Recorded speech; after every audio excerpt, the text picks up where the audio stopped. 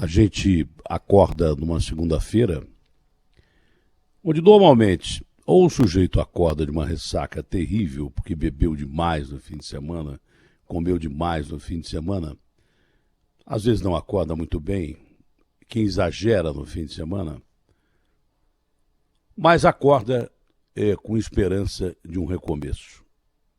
Acorda com esperança de que esse amanhã é um amanhã melhor. A segunda-feira é um divisor de águas. Mesmo que fisicamente o cara não esteja bem, internamente ele fala que legal, não é? Eu tive 1 dia, 2 dias para descansar, dependendo da profissão, e vou começar tudo de novo com as baterias recarregadas. Hoje é mais ou menos contra essa perspectiva que a gente se coloque mais ou menos, só para você entender bem, como o clima. Aqui amanheceu nublado em Barueri, São Paulo, estava vendo a Paulista com a doutora Arnaldo da nossa câmera ao vivo, né? Estava nublado e de repente é uma resta de sol. É mais ou menos assim. A segunda-feira, mesmo que o tempo esteja nublado, tem um raio de sol.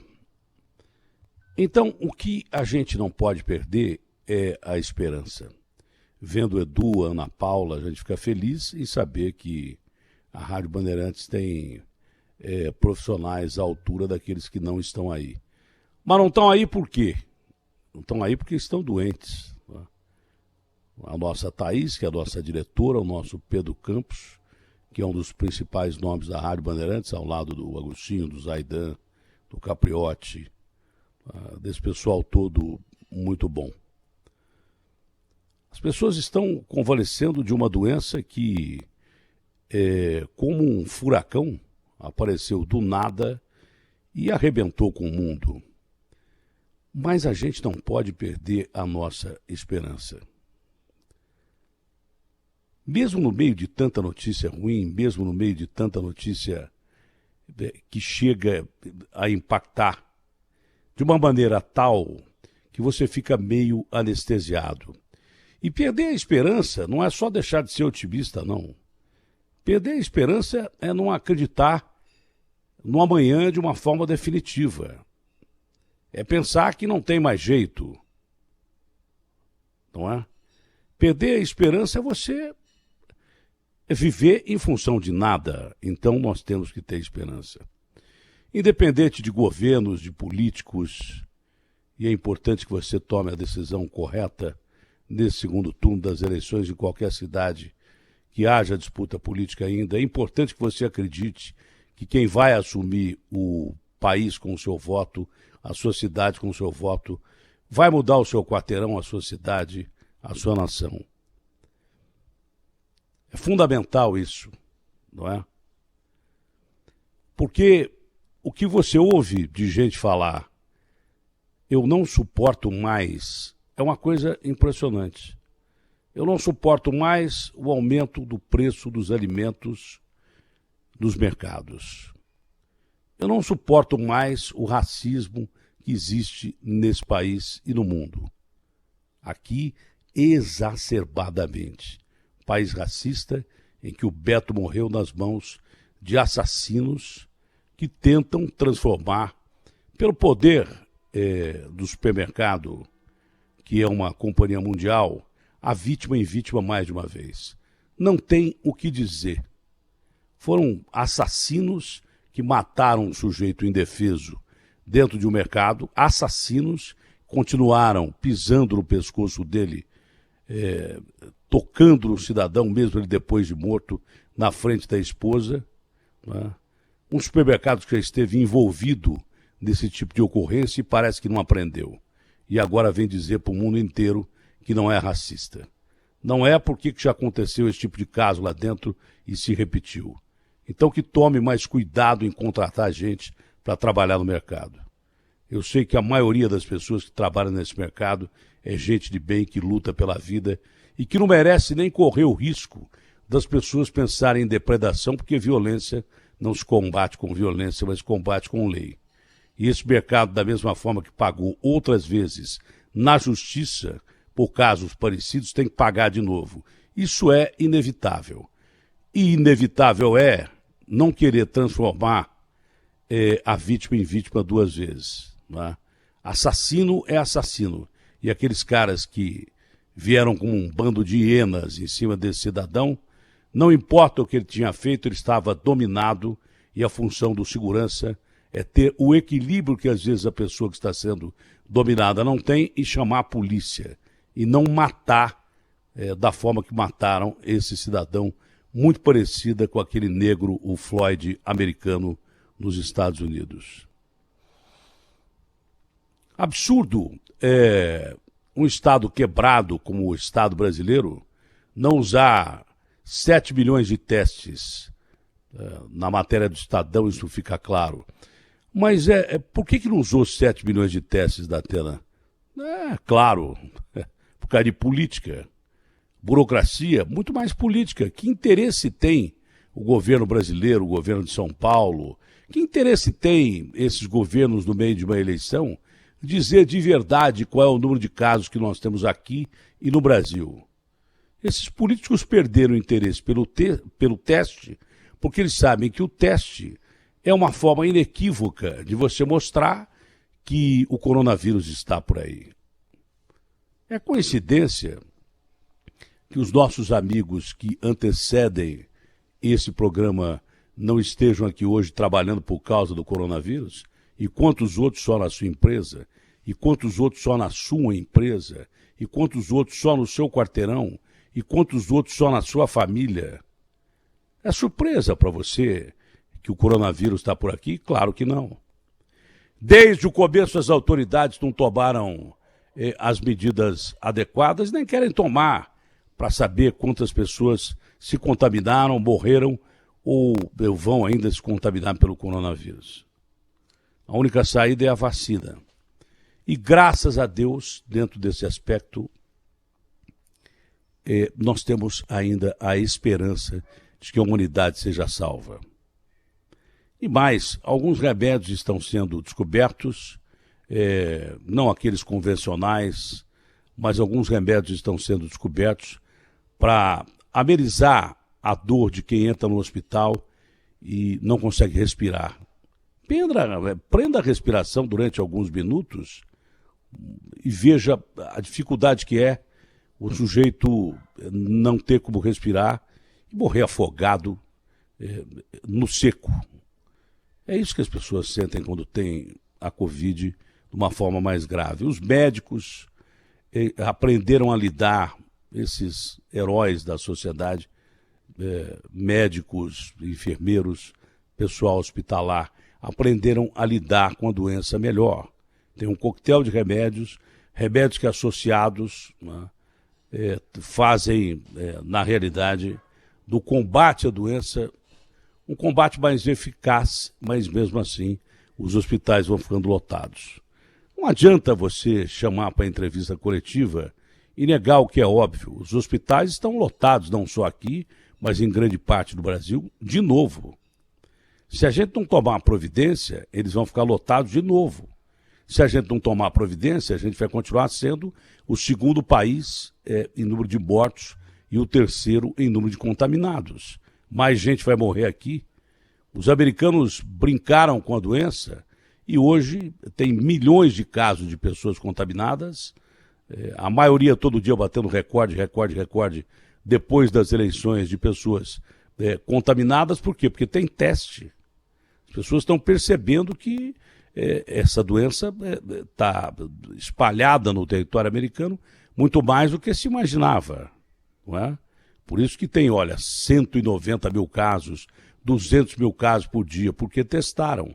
Aqui o que é que interessa, né, pegar esses testes que tem do aeroporto presos aí, por incompetência e prevaricação, tinha que descobrir quem é que é responsável por essa palhaçada de não liberar esses testes ou perder praticamente esses testes para o coronavírus com dinheiro comprado, dinheiro público usado para comprar esses testes.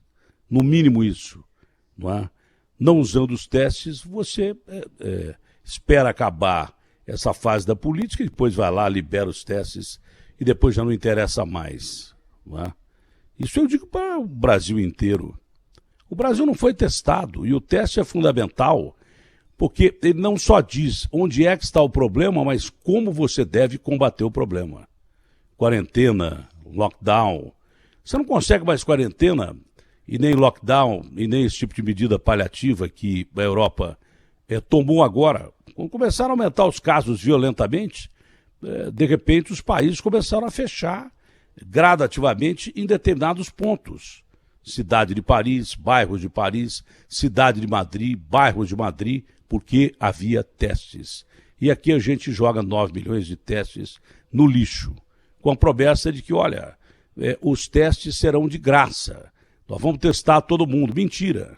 Mesmo aqui, onde se falou que o foco era a ciência, onde o foco era especificamente o combate à doença de uma forma científica, de uma abordagem científica, que ciência houve aqui em São Paulo que permitiu que fosse o estado onde mais morresse gente e onde mais tivesse gente contaminada no país e chegou a ser no mundo? Que ciência foi essa? Onde estão os testes que o governador prometeu para todo mundo e de graça? Bom, tomara que não cometam o mesmo erro com a salvação da pátria, que será a vacina. Tomara que eles não cometam, em nome de uma injustiça mundial e genocida, o mesmo erro, já com a politização da vacina. Né? Ah, minha vacina é melhor que a sua. Não tem vacina sua, nem minha. Tem vacina do povo brasileiro. Tem vacina que o povo brasileiro precisa, como tem vacina que o mundo precisa. A vacina de Oxford, já contestada em alguns laboratórios, tá? Em algumas pesquisas, dizem que tem 70% de eficácia. Entre 60% e 75%, a eficácia é considerada razoável. Quer dizer, é importante também. Ah, mas a vacina da Pfizer-BioNTech tem de 90% a 95%. Ah, a vacina da Moderna tem de 90% a 95%. Comenta-se que a vacina Coronavac tem acima de 90%. Não interessa, a vacina que vier e for segura e eficaz, ela tem que ser usada. E muita gente que não se diz nem médico, nem cientista, usa médicos e cientistas para colocar a sua opinião, não a dos médicos e a dos cientistas. É o contrário. Ao invés de se adaptar à opinião de médicos e cientistas, usa a opinião de médicos e cientistas, né, que estão ali para salvar a nação, salvar o Estado, e transformam a opinião de médicos e cientistas em opiniões suas. Ao seu bel prazer, vão lá e fazem o julgamento que querem fazer sob o ponto de vista político seu. Essas pessoas prestam um desserviço à nação e ao mundo. Isso é inaceitável. É absurdamente inaceitável. A doença é uma só. A forma de combater a doença, por enquanto, é a vacina. E graças a Deus, a esses heróis que estão nos hospitais na linha de frente, todos eles que fazem parte de um hospital, esses heróis estão conseguindo reparar os erros absurdos e a manipulação política de uma doença que ameaça devastar a humanidade. Atena, mas é isso mesmo? É isso mesmo. Mas nós não podemos perder a esperança. Quando você tem um coração partido, você pede a Deus, quem acredita em Deus, ou quem não acredita que vá a um analista, mas você pede a Deus a mesma coisa que você pede a um analista. Para nós que acreditamos em Deus, para mim que acredito em Deus, eu peço a Deus que Ele pegue o meu coração despedaçado e impuro, não é? E me dê um coração novo, zerinho, com esperança, com capacidade de acreditar nos homens, no próximo, e que haverá um amanhã melhor. Senão, o que é que eu estou fazendo aqui? Se eu não pensar o bem do meu próximo, eu, por consequência, não estou pensando o bem do mais próximo a mim, que é a minha família. Eu não estou pensando do meu bem. Então, que motivos há para eu continuar nesse planeta? Eu peço a Deus que me dê um coração zerinho, novo, puro, esquecendo a agonia, a amargura de tantas mortes e tantos gritos, pedidos mesmo de socorro, não é? Por causa da fome, quem não está morrendo da pandemia morre de fome, que haja uma esperança. E para isso, que Deus me dê um coração que receba essas notícias como expectativa de continuar nesse planeta pequenininho, no meio de bilhões de planetas que existem por aí, e que a gente tenha uma vida melhor amanhã. Interessante como você nunca acordou e pensou no dia que você ia ter antes da pandemia. Você nunca acordou e falou, que legal, hein? A gente tem um ar para respirar, a gente tem saúde, tem possibilidade de sair à rua. Olha que legal, a maioria das pessoas da minha família está bem, né? Não tem possibilidade de eu adquirir uma doença aqui, saindo da minha casa e trazer para minha casa, e ferir alguém que eu amo, e matar alguém que eu amo, ou deixar doente alguém que eu amo. Você nunca pensou nisso, né? O quanto o normal de antigamente era importante para todos nós, que a vida é uma dádiva que a gente tem. Mas a gente nunca prestou atenção nisso. A gente, naquela época, já era pessimista. E que saudades a gente tem de um mundo normal. Então, eu peço a Deus que você reflita sobre isso, porque eu já sabia, como todo mundo já sabia, que durante uma pandemia, o que há de melhor no ser humano aparece, mas o que há de pior também aparece. O que há de melhor é tanta gente tentando ajudar ao próximo, ou tentando ajudar alguém da família, ou enfrentando o perigo sob o risco de morrer para salvar outras pessoas. Isso é o que há de bom na raça humana. E o que há de pior é todo o resto que eu não preciso falar aqui. Então, peça a Deus que você tenha um coração modificado para que você tenha esperança na vacina, no remédio, e para que você tenha esperança que esse mundo vai ser igual àquele que você nem prestava atenção no ar que você respirava, nos passos que você dava, na normalidade, sem ter que se isolar, porque o homem não aguenta viver isolado. Você que não acredita em Deus, vá a um analista ou procure alguém que seja inspirador, há fontes inspiradoras. Tem gente que não tem dinheiro para ir no analista, não é? Procure se inteirar de que você pode ser otimista, acreditando na ciência. Eu não peço a você que você acredite em Deus. Eu só digo a quem acredita em Deus como eu, que Deus procura por você. Você não precisa encontrar Deus. Deus, ele vai até você. Basta você aceitá-lo. E as pessoas que não acreditam em Deus, que sejam mais otimistas, que tenham um futuro pela frente melhor do que a gente pode se analisar. Se não, não resta mais nada a gente fazer por aqui. Porque a carga de notícias ruins é tão grande e real, que não vale a pena você acreditar. E aí eu pergunto, o que é que nós estamos fazendo aqui se a gente não acredita? Pense nisso. Sonhe com isso. E viva acordado com isso e não com esse pesadelo da doença que nós temos que enfrentar. E enfrente da forma que você acha adequada, que é a forma mais lógica. Lave as mãos, mantenha o distanciamento social, use máscara. Até chegar a vacina ou o remédio, e mesmo depois de um tempo de chegar a vacina e o remédio, a gente vai ter que viver com essa realidade. Faça a sua parte, mas tente ser feliz, mesmo que cuidadoso, mesmo que saindo menos do que você queria, mesmo que amando menos do que você queria, mesmo que abraçando menos do que você queria, nunca deixe de ser feliz.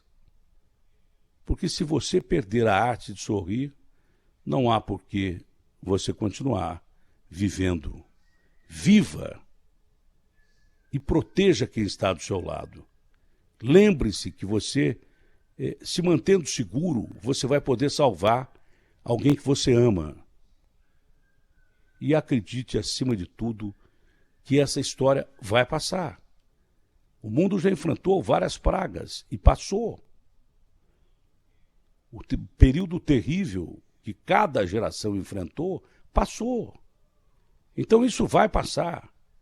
Os europeus tomaram atitudes imediatas, mesmo que a contragosto de muita gente. Tomaram atitude de confinamento, de fechamento, de 20 dias, 30 dias, e conseguiram, ao que parece, segurar essa segunda onda que já estava de novo devastando a Europa. Então tem jeito, tem possibilidade. E com a arma do remédio e da vacina, nós vamos vencer. Mas não adianta nada quando chegar a vacina, você já está despedaçado, você já está arrebentado, ou você ter se exposto ao pior e ter pego a doença e passado para alguém. Continue com calma, com cuidado, mas nunca deixe de acreditar e de sorrir. O sorriso é a maior arma que existe para a felicidade. A misericórdia, o seu amor ao próximo é a maior arma que existe para a humanidade. Fora isso, não há porquê nem eu estar falando com você agora. RB fechada com você.